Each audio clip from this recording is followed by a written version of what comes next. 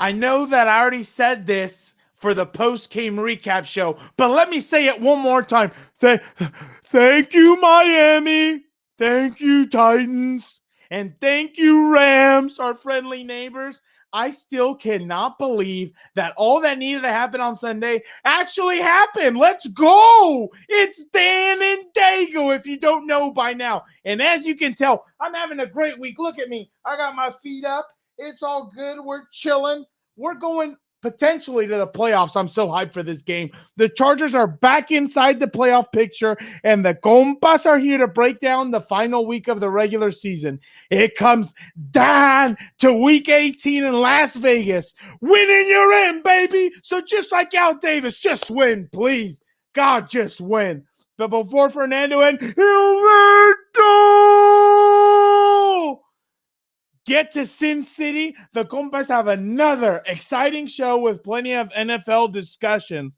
The playoff picture is a lot more clear, but it's not set in stone. A lot of chaos can happen this week. But before we break it all down, make sure that you caught up on all our Compas on the Beat YouTube videos. We recently had a Chargers Chris Harris Jr. and Joey freaking Bosa on the show. And just in case everyone's still confused, Bosa doesn't get tired, Mr. Locke out there. You found that out real quick.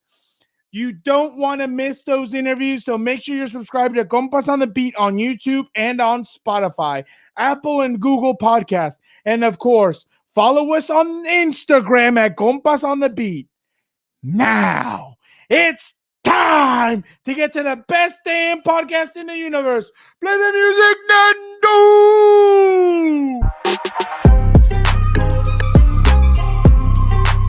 Welcome to Compas on the Beat. I am Fernando Ramirez, Chargers beat reporter for Sports Illustrated, and with me, as always, is my co-host, my tag team partner, Gilbert Manzano, OC Register, LA Daily News.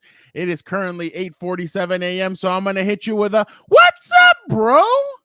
Wow, I am taken aback, Fernando, because also week 18 in the NFL. I won't say first ever, but it is a week 18, which is rare. It's a long season. It's early in the morning. But you could sense it in my voice. I'm still excited. I don't care if it's the morning or week 18 of the not the longest season ever, but it feels like it. You're gonna get Uncle Joe in. Yeah, Uncle Joe shout out. But it feels like the playoffs are already here. Win and you're in Las Vegas. It doesn't get bigger than that. No, it does not. I mean, it's gonna be a crazy week. It's like we've been saying. I mean, both of us wrote about it last week. The playoffs started now for the Chargers, especially after that loss against the Houston Texans. Gilbert, this is how crazy this all is. If they would have beaten the Houston Texans and then they would have beaten the Broncos, it'd already be in. I think they would have clinched a wild card, especially with everything that happened over the weekend.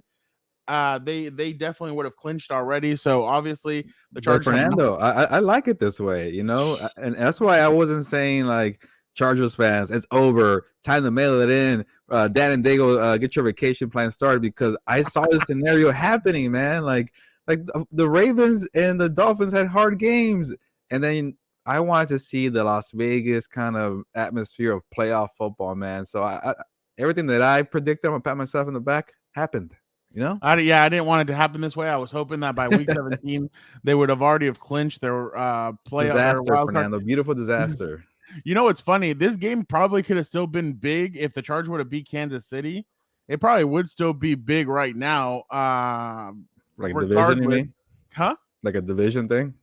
Exactly. But the Chargers make everything hard on themselves. They're like me in high school. I mean, I remember nothing was easy. I would always wait until the last minute or whatever. So, hey, it's fine. We're all good. But we said it for that. We said it like before December started. You're going to probably lose to either the Giants or the Texans, but still get 10 wins and find a way. Exactly. It's crazy. Exactly. And that's the craziest part about this whole crazy ideal. And it's funny because we spoke to Mike Williams on Monday, and he was like, I think you were the one that asked him, hey, you got tested positive. He's like, yeah, but I had no symptoms. I had nothing. I was sitting in the crib, like, really, like, come on. Like, you could tell he was hungry to be out there. He knows that if he was out there, he would have made a difference, obviously, the way he did on Sunday. But it was funny because he even said, man, I was talking so much crap to Desmond King over the week, and I was like, yeah, man, I'm gonna score a touchdown touchdown over you. I'm gonna do this, I'm gonna do that. And then he's like, then Saturday I test positive.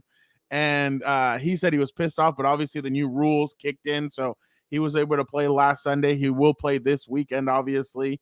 So it's interesting, but I guess what I'm still interested in, Gilbert, is that how could you lay such an egg against you? Like, I don't know. I guess that's old news, but I'm still amazed at how they laid an egg against Houston. I don't know how. Like, how do you do that? Like, it takes a special talent to be able to do something like that. But hey, they did it. But yeah, Gilbert, you and I looked at the schedule. We said they're probably gonna lose one of those games, and the Triecho, they end up losing one of them. So obviously now we sit here and we wait to see if the Chargers are the better team, if they're going to make it to the playoffs. It's man, Sunday was pretty interesting though. If you look at it, I mean, Gilbert and I were in the press box, obviously, and at one point when Andre Roberts ran back that 101-yard Man, kickoff return, it started shaking. yeah. I was like, dude, I what was is like, am I going the on? only one that feels it? I'm Yeah. like moving around. Is that an earthquake? Oh my god! And Gilbert was that the tweet that you got? Oh no! The tweet that you got shouted out. Shout out, by the way, to Gilbert. Got shouted out by NFL Instagram, or NFL's Instagram account, for saying Official that Justin NFL Instagram. exactly that Justin Herbert was trying to hide from the camera after breaking the 35 touchdown record. It's funny because a lot of some Philip Rivers, I don't know, fans, I guess I'll put it like that. Philip Rivers fans were like, "Oh, if he doesn't do it in 16 games, it doesn't count."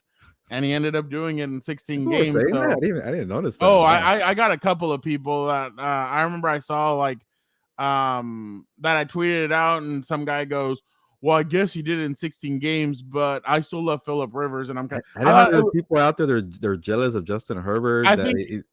I think it's those jealous, or it's those San Diego people that like haven't gotten over the fact that the Chargers left. You Yeah, being a San Diego native, you still get that on your timeline, huh?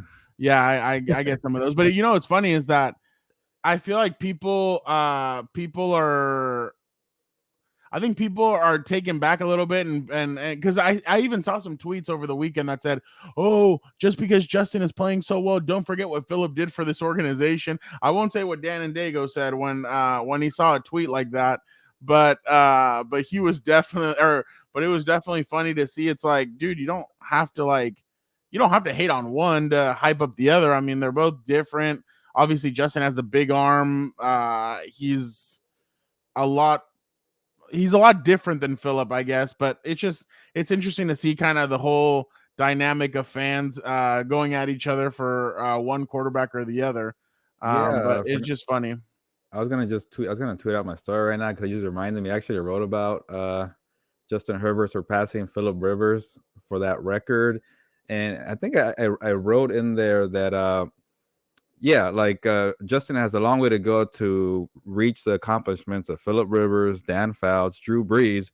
But one thing you could say already after 2 years, he is already in their category. When you say, greatest quarterbacks of the franchise, you could say in whatever order you want, Rivers, Fouts, Brees, and then maybe a distant fourth, Justin Herbert. He's already done so much. He's in already 2 past years Brees. that you could say, yeah, even because Brees, let's be honest. Brees did his thing in New Orleans.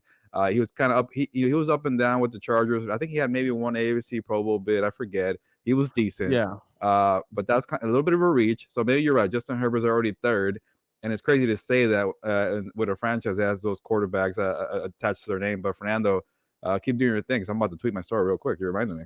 Well, what's funny is that I was about to say, is Joe Burrow already the best quarterback in Bengals history because of the way old Joe Cool over there. But what's funny about this whole thing is that, like, Drew Brees really, like, in 2004 he had that really good year, and they were a Nate Kading field goal away again from facing, or they were facing Herm Edwards' New York Jets. Chad Pennington, I believe, was the quarterback. And the Chargers lost 20-17, and they were a Nate Kading miss away. And what sucks is that, like, I feel like that's what you could say for a lot of the history of the Chargers in the 2000s. They were a Nate Kading kick away from, but definitely Justin is doing stuff that I've never seen a quarterback do. I mean, obviously Phillip had the sidearm, but this kid, I mean, he can throw it from literally any freaking, like, you could put your arm up like this and he like a damn clock. He can throw it from any freaking any angle he wants. He's just that talented. And I know people like, I know Patrick Mahomes did his whole thing about this is like, I'm still here, I'm still this. Yes, but you have to remember is that this kid is talented. This kid he's coming. I mean, he's only in his second year, but he is very talented, and Patrick Mahomes acknowledges it. So does Tyrann Mathieu. That's why they get fired up. And Tyrann Mathieu does it too. He acknowledges it too, that the Chargers are coming. They're a young team. They're still getting their footing. But I mean, the kid is really thinking, Fernando. You know, I don't want to think too ahead, but remember when Chris Harris Jr. was saying he wants to see him for a third time, and I'm thinking that's done, that's over with, and there's actually a chance that things stay the same. No, dude, I keep on telling you. I mean, and that's the thing. By the way, I do want to pat myself on the back. Last week, I did pick the Cincinnati Bengals to upset the Chiefs. Can I tell you why I believe that? Go ahead. You're gonna call me a hater. People can say whatever they want, but I'm gonna call you out on a little bit though. So go. Oh, you can call me out. Call me out now.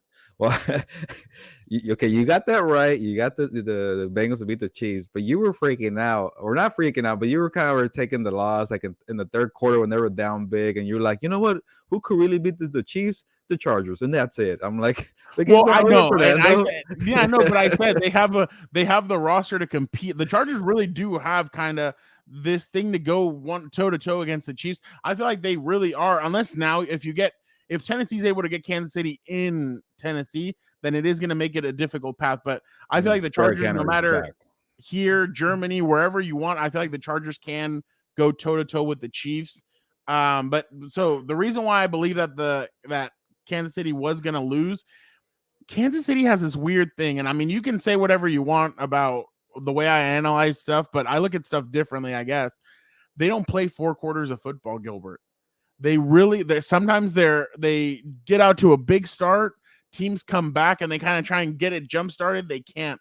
Other times, like against the Chargers, they started off late and they rallied up in the fourth quarter. They cannot consistently play 4 quarters of football, and maybe it changes in the playoffs, but right now in the regular season, they have not been able to put together strings of 4 quarters of dominant football. And they're not the only team. There's other teams that do it, obviously, but for the Kansas City Chiefs, I'm sure they'll turn it on once the playoffs start, but I don't know what it is, but they don't play 4 consistent quarters of football, of good football. So I feel like that's kind of hurting them, and that's what's hurt them in every single loss this year, is that when they play up against those big teams, it takes them a little bit to kind of get going. Well, and I don't know, like the Chargers, no. Well, no, yeah, but remember what I'm saying. I'm talking about great teams. Great teams can go bang, bang, bang, bang. Look at the Patriots. The Patriots consistently score in almost every single quarter. The Chiefs sometimes don't. They scored 3 points in the second half. Mahomes threw 75 yards in the second half. Like, I don't know, Frank. You know the way I am. I've seen this movie before, and I know how it plays out. And they usually but this movie's different. This movie now is going to be going through Tennessee. When they're 3-4 and they won 8 games in a row. This movie is going now through Tennessee. Remember, Patrick Mahomes has never played in a away playoff game. I'm not saying they're going to, win. They're going to Super Bowl for sure, but I could definitely see them winning 2 games to go to the AFC Championship game and possibly face the Titans. But could you see them struggling against these guys? No, definitely. But that's the thing though. Like after, like maybe it's a bad thing. Like they played them once, and like, oh, we know how you guys play now. And it's kind of like a wake-up call. We'll come now to KC and see what's up, So it could definitely change, but I feel like we're getting a little too ahead. Yeah. And okay, let me put a bow on the Chargers versus Broncos. And I want to talk about the Bengals too a little bit, because it's funny how people just forget, like, oh, like the Bengals have the best offense in the NFL. I'm like, the Chargers just beat them or so-and-so, So it's always kind of up and down. But anyways, we'll get there on the NFL playoff scenarios, but still kind of put a bow on this Broncos game. I know we got to look forward because it was kind of a crappy game to begin with. But the Chargers deserve credit for taking care of business. You could do the song we want, Fernando. Oh, boy, I get that. Taking care of business. Yeah. That's how early we're doing this podcast, huh? But, and we were talking about Houston early to start the show, and you can't really figure it out, and I can't either. And the simple maybe answer was they overlooked them. I know Brandon Staley does not want to hear that, or maybe they just weren't prepared for that game. But you saw it that last week against the Broncos. There was no messing around after what they did. And I kept trying to ask people, like, are you going to watch the scoreboard of the Ravens and the Rams? Are you going to watch the Dolphins and tight ends? And people were making fun of me for asking, but it was part of the storyline, okay? And to their credit, I don't think they paid attention at all. They were focused on the Broncos because you cannot overlook a team. And the reason I was asking, because I felt like they did that the week before against Houston, and Austin Eckler was saying, I had no idea what's going on. Keenan was saying, I don't even know what the heck happened. All we had to do was win against the Broncos. And to me, they proved that they were solely focused on them, and they showed effort from the start. By jumping to 20-3 before the fourth quarter, that game felt over in the third quarter to me. I know it was kind of not a crazy game, that like a blowout. Like I think the Patriots were up 40 points on the Jaguars. It wasn't anything like that, but you could sense they had the game they wanted. The Chargers, and some people were kind of giving Brandon Staley some crap for not going for it on 4th and goal, but it was that type of game where, like, you know what, the Broncos are decimated with people on the COVID. They don't have the firepower to compete. So take the field goals. And that's the way you judge these calls, not just by the numbers. It's about the feel of the opponent and your personnel. And he's doing that. But they took care of business. And go ahead. No, my question was, but don't you want to practice those 4th downs? I mean, I know but you haven't done them in a while. I mean, don't you want to practice, especially on 4th and goal? I would have, at the 1 yard line, I would have tried that, Justin. And I mean, I think Scott, no, maybe, Corey but when Linsley was still in the game. I think you're right. Yeah. But maybe when all you had to do is just take care of business and move on to the next game and fight for your life in the playoffs. I mean, no, and just a question about, maybe do you practice, like, perhaps trying to go for it and see, because you have to remember those plays those plays should have worked that week against Kansas City. They had the perfect plays. It was just the execution. And that's what you do it against, for sure. Like those guys in Cincinnati, the guys of the teams with firepower, the Bills, but definitely. But overall, it was a good performance from the defense. Andre Roberts, we mentioned, taking it to the house. Justin Herbert having the touchdown ball, and the Mike Williams. The running game wasn't too bad, but it kind of Justin Jackson disappeared again, so I don't know if that's a good thing. But Austin Eckler being the yard guy he always gets 60 yards receiving and 60 yards rushing, and he gets over 100 every game, it feels like. But he did his thing as well. But they got to figure it out and put it all together against the Raiders. But for 1 week, week 17, when the sky was falling and you blew it in Houston, they handled their business, and the scoreboard broke their way. I keep telling people that Brandon Staley should give Sean McVay a basket of muffins or fruit. I don't care what it is, whatever they eat healthy over there, give them that, because the Rams, we're watching the scoreboard heavily in the press box, man. And for OBJ deserves a basket himself. He got that big play on 4th down, got the touchdown, and then the Titans, man, just destroyed the Dolphins. And I'm sure you enjoy seeing that, Fernando, because they finally play somebody with a ball. I didn't enjoy it. I just knew what was going to happen. And you know who enjoyed it? You could tell Ryan Tannehill wanted to put it on them for what happened in Miami, and he did the 34-3 before the game started. The Chargers had an opportunity to be back in the playoffs, and it's just crazy how the week kind of played out from, oh, this is a dumpster fire, disaster, the playoffs are over, to, hey, we're back in it, bring on the Chiefs. So it's just wild how 1 week changes in the NFL. But yeah, that's my my recap of Broncos Chargers. Yeah, no. It was, and that's the thing, is that we were scoreboard watching, obviously, from the beginning, trying to see what was happening and what was going to happen with the game. And it was funny because, I think Matthew Stafford has caught a lot of flack. I think he has 5 interceptions in the last 51 passing attempts, something crazy like that. And he's had a lot of pick sixes. I think he leads the NFL right now in pick sixes. So he had one, Gilbert, where they were at the 15-yard line, and Chuck Clark just gets right in front of the safety, gets right in front of, I think it was Cooper Kupp, and he just walks right into the end zone. And I'm like, geez. And that was one of the 7 points that the Ravens scored. So the Rams were shooting themselves in the foot, but obviously they got the win. I think OBJ now has 5 touchdowns since getting to the Rams. I'm not gonna say Baker was the problem or he was the problem. I think it's still I think Baker forced too many throws to Odell, But I mean, whatever. That's neither here nor there. But I just think that that divorce was it was needed. So obviously they ended up splitting. But now obviously the Ravens took care of, or the Rams took care of business for the Chargers. So did the Dolphins. Dan and Dago, or so did the Tennessee Titans. Dan and Dago let us know about it. How excited he was about this happening. So yeah, the Chargers obviously handled their business 34-13. I think that gives them a lot of energy going into this game. And I feel like the Chargers are going to be I mean, knock on wood, but I think they're heading into this pretty healthy and into the playoffs. So that's pretty big. I mean, you didn't have Asante Samuel Jr. for a couple of weeks. Now he's back. Michael Davis. And that's you know what? And that's a question I have for Brandon Staley later this week that I will be answering, obviously, or we'll see what he has to say. But that has to be the one concerning part to me. And like I said on the podcast on Sunday, was they give up a lot of passing yards, and you're about to face an offense that throws the ball down the field. Derek Carr has been slinging it down the field all season, whether it's Zay Jones, whether it was obviously Henry Ruggs in the past, the Edwards guy, I can't remember his name right now. Brian Edwards. No matter what, Derek Carr's throwing down the field, and the Chargers are going to have to be very cognizant of that. Obviously, there's rumors that Darren Waller might come back this weekend after being out with an ankle injury, and then on top of that, he was on the COVID list. So it's they're gonna face their struggle this weekend against the Raiders, but obviously we'll save that for the other podcast. But yeah, no, Gilbert. Give me the scenario, Fernando. What's then I'm setting you up. Yeah, no, and that's where I'm going. Let's see what the playoff scenarios are right now. So obviously this is from the NFL.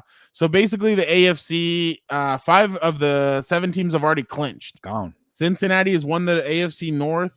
And you know what? I think Cincinnati still hasn't won a playoff game in years, Gilbert. Maybe even decades. The Andy Dalton teams couldn't do it.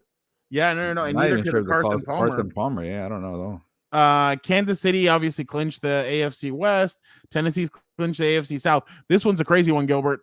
Buffalo and New England are one game. The one game separates them, and neither one of them has clinched the division. They've clinched a playoff berth. But the Bills are playing the Jets, and they're going to take the division, and the Patriots are playing the. Why are you getting ahead of me? I'm just saying that was over. I don't care about that one. That was over. The Jets are going to lose. So the Baltimore Ravens are still alive in this scenario. The Baltimore Ravens need a win, Chargers loss, Indianapolis loss, and Miami to tie or lose. I wonder why Miami's still in this. They're not in it. It's just some kind of weird tiebreaker scenario. Yeah, that's weird. Well, that's a lot of things that's going to happen. Hold on. Okay. The Buffalo Bills to win the division, they need a win, New England to lose, or already both of them to tie. It's the Jets. Yeah, okay. Now, the Cincinnati Bengals can clinch the first seed and home field advantage. If they win, Tennessee loses, Kansas City loses, and New England loses or ties. Okay. And then Cincinnati needs to lose or win. Tennessee loses, Kansas City loses, and Buffalo wins. So there's one scenario. This is the one I'm interested about. Okay, so Indy gets into the playoffs by a win or a tie. Or the Chargers have to lose. Baltimore and Pittsburgh has a tie. Or the Chargers lose, Pittsburgh loses, and Miami wins. So obviously Miami winning means the Patriots have lost. So that's how Indy can clinch a playoff spot. But, I mean, basically, you just have to win. Kansas City can clinch the first. I mean, this one's easy. They can clinch a first round bye if they win and Tennessee loses, basically. All right, here's the crazy one, Gilbert. The Las Vegas Raiders can make the playoffs by winning, them tying, and Indy losing, or Indy losing and Pittsburgh losing or tying. So there's a crazy one. This one's just plain and simple, Gilbert. Oh, wow. Look what they put. And I saw that. Los Angeles Rams. Obviously, the Chargers can win by just winning or tying. So they need to win, and they're in. Dude, but the other crazy one I was going to say for that one, which is not going to happen. No way in hell, I'll say that, in the blue hell, as The Rock says, if the Colts lose to the Jaguars, which won't happen, and the Raiders and Chargers end in a tie, both the Raiders and the Chargers make it to the playoffs. That's crazy to me that could happen. if the Colts somehow lose to the Jaguars. If the Colts lose to the Jaguars, would you just kneel the ball the whole game, Chargers and Raiders, and just be like, hey, let's just both of us make it? Like, I don't want to see it. Well, it'll be chaos, but these are division rivals. These you'd teams hate be each other. done writing by halftime. Yeah, no, it's awesome. But I don't see two division rivals, especially when Brandon Staley is saying that the NFL shield represents competition and respect. No, they're gonna play it out if that does happen. But I would like to see the possibility if somehow Trevor Lawrence just goes off on the Colts and there is that chance. That'd be crazy. Okay, so the Patriots can get the first seed by winning. Buffalo loses or Hold ties. on, Fernando. Nobody cares about the Patriots, but I'll ask you this. Are you going to be the guy that asked Brandon about that possibility? Like, hey, say no, the Colts lose to the Jaguars. Hell no. Come no, on. that's not. I know somebody else that'll ask that, Chief, but I ain't gonna do it because that's not perfect. I would like to see it happen. Somebody please ask. He would look at me and be like, "Really?" Like, the way he answered a certain person's questions on Sunday, I feel like he'd answer mine, and then he'd be like, "Fernando, why don't you come down here?" I'll be like, "Oh yeah, for sure." Like thinking I'm gonna get like a special lunch with him or something, and then he just punch me in the face. I'd be like, "Wow, no, it would not be great." So okay, sorry, no, continue. No, I'm not gonna do that. All right, New England, yeah, we already know. Pittsburgh, here's another crazy one. Pittsburgh needs a win. Indy needs a lose, and the Chargers and the Raiders cannot end in a tie. That's crazy. Shout out to Najee Harris for getting me last place in my fantasy football league. Give it to Naj. Dude, the last touchdown he scored got me last place. I was gonna win. The Sacco. Terrible. Tennessee Titans, obviously, if they win, they're the first seed. Basically, that's it. All right. NFC, 6 of 7 have already clinched. Green Bay is the first in the division. I know that'll piss off a lot of people because Aaron Rodgers is winning, and people don't like Aaron Rodgers winning. Come on, who cares about the NFC? Why? Hold on. Too much. It's a lot of. Give me the Rams. What are the Rams? Okay, the Rams need a win or tie or Arizona lose. Arizona's playing Seattle in Arizona, so that's gonna. Yeah, in Arizona. That was a good one because the Niners need to beat the Rams to get in. That was a crazy one. Dude. And the Niners have played the Rams really well the last few. I don't think they've lost to them in a couple of years. But dude, nobody wants to see the Saints sneak in. Nobody wants to see the Saints. I can't even name their quarterback. I don't want to watch the Saints play. Oh, okay, no, but look, they're in if New Orleans loses. New Orleans is playing at Atlanta. Atlanta's not good. I know. So, well, Atlanta's 7-9. So, I mean, they've made something out of their. They are rivals too. You know what's funny, and you're gonna get mad at me for jumping, but I'm gonna do it regardless. I don't care. Troy Rank, good friend of the show, Denver. I think it's Denver 7. He had so he did a stand up after the game, and he was basically going through the Broncos do not have their quarterback right now. And he named a couple. He said obviously Aaron Rodgers, Russell Wilson. I don't think Aaron Rodgers is gonna come free. I think if they win the Super Bowl, he's gonna stay in Green Bay. But let's just say that. Okay, so he said Russell Wilson, Aaron Rodgers. He said Matt Ryan. He named Matt Ryan in there too, which I thought was interesting. I mean, if Matt Ryan really does end up leaving, if they end up cutting him, he could barely do anything with the Falcons. I don't know. That'd be a good move. Yeah, but he doesn't have Julio. Like, I'll tell you one thing though, and you're gonna get so mad at me for saying this. You're gonna be like, "It's not 2022 yet." Well, it is, but not free agent. If I was a Charger, I'd call about Calvin Ridley. If Matt Ryan is gone, Calvin Ridley on this offense. Get out of here. You don't even know he wants to play football.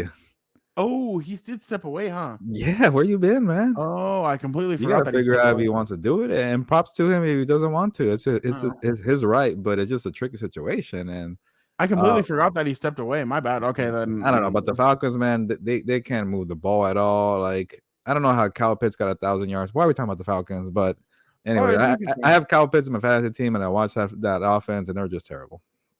Was he really that bad? Like he was the very average tight end that ended up just stumbled into 1,000 yards, and because he was so hyped that I think that was unfair pressure for him to do really well. And he did his job as a rookie, tight end, but he was serviceable. But it was like, oh, this guy's gonna take the league by storm, like Jamar Chase, man. That guy, we were watching him in the press box, man. He was just making play after play. Like he is a guy who was an instant star.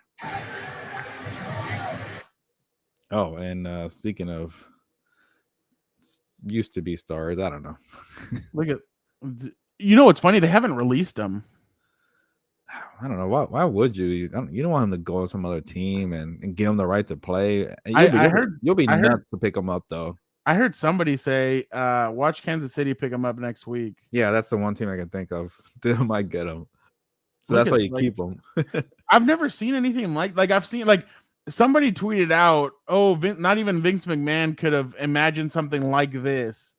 And like he's thinking he's getting a like a hero's, like, isn't that crazy? Yeah.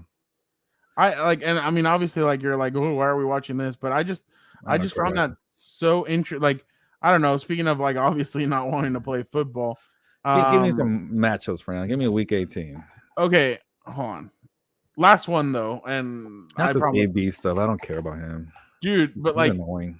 isn't it crazy how he was at a basketball game last Oh night? God, come on. Like, This is worse than Jake Paul when you have him on. oh my god. Hey, who knows? Maybe one day we'll get Jake Paul on with the Compas. That'd be interesting. Don't get me started. I still can't believe he got knocked out of the year by ESPN. Did he really? Crazy. Whatever. Okay. Anyways, yeah. All right. Week 18 matchups before Gilbert keeps on, or Gilbert gets even more frustrated with the way things are going. Obviously, why is this out of order like this? I don't like this. Oh, here we go. Schedule. Yeah, so obviously people are not happy with the way the schedule came out, and I guess I understand. Yeah, what's up with these Saturday games? I don't like those. I feel like some games needed to be protected. You know what I mean? Like, some of these games, like, obviously, like, why is the NFL fascinated with Chiefs Broncos in prime time? No, I Gilbert, watch. There's a method to the madness. That's on ABC, right? Both games. Okay. Do you really think that Fox wanted to give up San Francisco and the Rams? It's at 125. That's true. That's a good game. Yeah. And then they don't want to give up, and I'm sure CBS doesn't want to give up either the Buffalo Bills or New England at Miami. You could give up Buffalo. That's why, and people are freaking out, and they're like, "Oh, why is this going on?" Because those TV networks don't want to give these games up. And the Cowboys get ratings too. You think about it? Yeah, the Cowboys are going to get ratings. Have you found it a little interesting about the way the Cowboys have been? They've kind of fallen off a little bit these last few weeks. Dude, it looks like the NFC is just coming down to Buccaneers, Packers. To be honest. Yeah, that's the way it kind of is looking. Cowboys have no chance. You know what? I could see Philly upsetting a team though. Nick Sirianni has those guys playing really good football. San Francisco is another team that I could see upsetting some people, especially with that damn defense. That defense swallows you up. I just don't see any of those teams beating the two teams I just mentioned, the Buccaneers. No, neither do I. But I'm saying, like, they could upset get in second round. Yeah. Hey, look at these prices. Like, on the side real quick. Dallas at Philly, $100. Look at the Chargers. I was gonna say, give me that one. $287, the lowest ticket. Ooh, if you're going to Vegas, hopefully you get your tickets already. San Francisco at Los Angeles, $224. Wow. Everything else is lower. Those are two big games for the LA area, man. Yeah. Good weekend. No, and it's going to be a huge weekend, especially give me your pick on that one, Niners and Rams. I'm curious about that one. Well, let's go. Well, this is another one that's before that you care about. Let's see. I'll say Colts 60, Jaguars 10. Where's that one? In the middle, it's in Jacksonville. They're not gonna win. You want to pick the Jags, huh? Carson Wentz hasn't played well these last few weeks. Just give it to Jonathan Taylor and get out the way. Yeah, but look at what happened against the Raiders. He couldn't get going. Nah, don't see it. All right. Let's you know what? Just for divisional purposes, let's go Kansas City at Denver. Kansas City. Okay, I'll go Kansas City, and Mahomes is out by halftime. Yep. Cincinnati at Cleveland. I don't think anything will happen there. All right, go Indy, Jacksonville. What do you think? Yeah, 60-10. Colts. I honestly, I would have felt better if you would have said 16-10.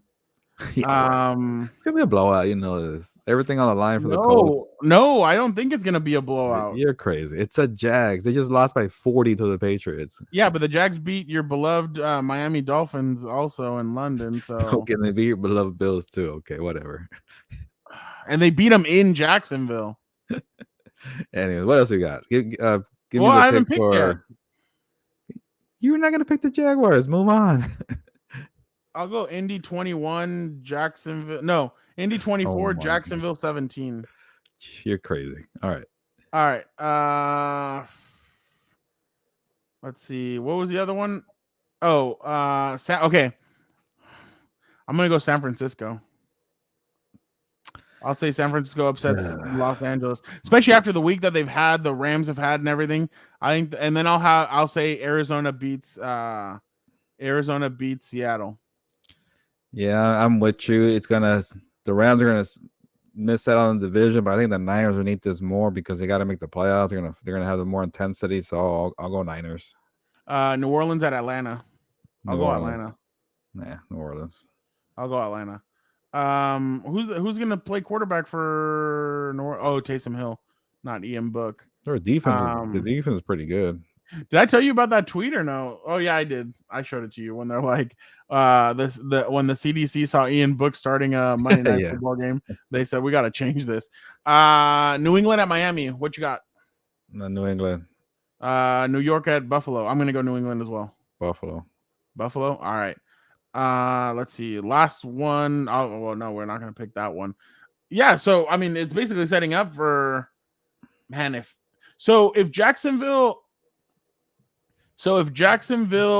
Oh my God! Now I have to go. Well, I can't go back. No. Let's move on.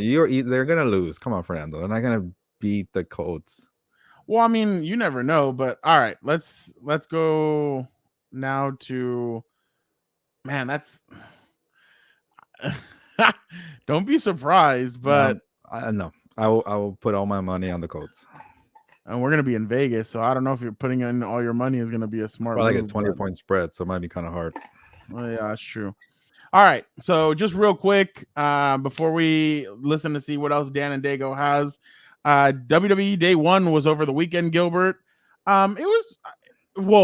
everybody got hit hard with Roman Reigns tested positive for COVID. Really? Before the pay-per-view. Yeah, he was supposed to fight Brock Lesnar. And so he came out and he tweeted out about how he had tested positive and he's like, I'll come back, but for right now I'm not gonna be able to compete. Obviously a guy like him is not gonna be happy about something like that because he's a competitor and he loves doing what he does. So he wrote, I yearn to perform tonight at WWE Day 1 to defend my Universal Championship. However, unfortunately, earlier today, I tested positive for COVID-19 due to the proper protocols. I'm able to compete as originally scheduled. I look forward to returning back to action as soon as possible. Obviously, the reason why this hits a little bit harder for Roman is because he went through leukemia and he's gone through all this stuff. Yeah. I think he's fought through it twice, maybe even 3 times. So obviously, that's why Roman didn't come back last year until it was basically safe back in like August, September to come back. He took a couple of months off because he's like, I don't know what COVID is. I don't know what it could do to me. So he stayed home. He basically said that he didn't go out. He just worked out in his own gym in his own house because he didn't know what this was. So obviously Roman decided not to, and obviously he can't compete. So he didn't fight at day 1. So basically WWE went with the angle that Paul Heyman, Brock Lesnar's advocate, was able to get. So there was I remember I told you about that 4-way match, Big E, who was the champion, against Seth Rollins, Kevin Owens, and Bobby Lashley. So Paul Heyman was able to get Brock Lesnar put into that match. And by me telling you that, Gilbert, what do you think happened? Oh, he definitely won. He beat Big E, huh? Yeah. So, this is the craziest part, though. He pinned Big E. I was so surprised that they would let Big E take the pinfall. Like Seth Rollins, Kevin Owens are established. Bobby Lashley's established. Why would you have him take the pinfall? Whatever. He took it.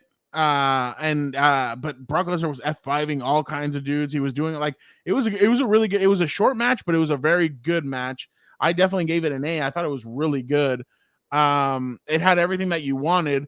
And now, obviously, they on Monday Night Raw they set up a fatal four-way match to see who's going to challenge Brock Lesnar at the Royal Rumble.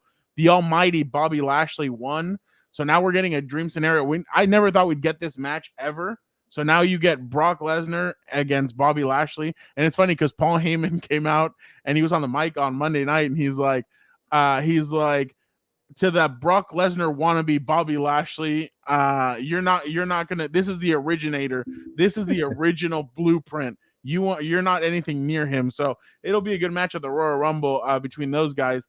And then obviously, real quick, Becky Lynch fought Liv Morgan. I was a little disappointed because you know me. I love Becky Lynch. I think Becky Lynch is the GOAT. She's amazing. Her on the mic, no woman can touch her. No man, I think even there can touch her just because her mic skills are off the charts. I thought Liv should have won because they've been hyping up Liv for these last few months. I thought Liv was actually going to win the match, and then she lost it cleanly. I know she lost last month. She lost it clean, or she lost it by cheating. But I thought Becky would cheat again at least to try and get her another maybe match at the Royal Rumble, but they didn't do that. She cleanly beat Liv. A little disappointing, but I mean, like I just thought that you would capitalize on it, have Becky slip or have Becky do something where she messed up and then her obviously pin her, but it didn't happen. But I get it. So now, right now, we're in a scenario where Becky or Liv Morgan and Bianca Belair both want Becky, and Becky's like, "You peasants, settle it amongst yourselves and tell me who comes out victorious." So that's why I'm telling you, Becky's awesome. So yeah, so that was basically another match, and then all right, so that was my two matches that I gave you. So I was gonna give you a third, Gilbert, but I'm gonna save it. I'll save it for another time. Now let's go to Dan and Dago, see what he has cooking up for us. It's finally time for my favorite segment in all of the podcast land. It's time for Una Más. Finally, Hilberto has seen the newest Spider-Man, so we can do an avocado movie review. The Compas haven't done one in a while, so let's see what happens. So now, let us hear Hilberto's movie review. Spoiler alert, probably trash, which is probably will be, no, not probably. I know his review will be just an abomination, but at least Fernando will be here to make things right. So now, let's get to Una Más. Gilbert, great stuff from him as always. I know he's hyped for this weekend. Obviously, this weekend's gonna be fun, but Gilbert, now it's time for Una Más. If you haven't seen Spider-Man, then it's your own fault that we're about to do this.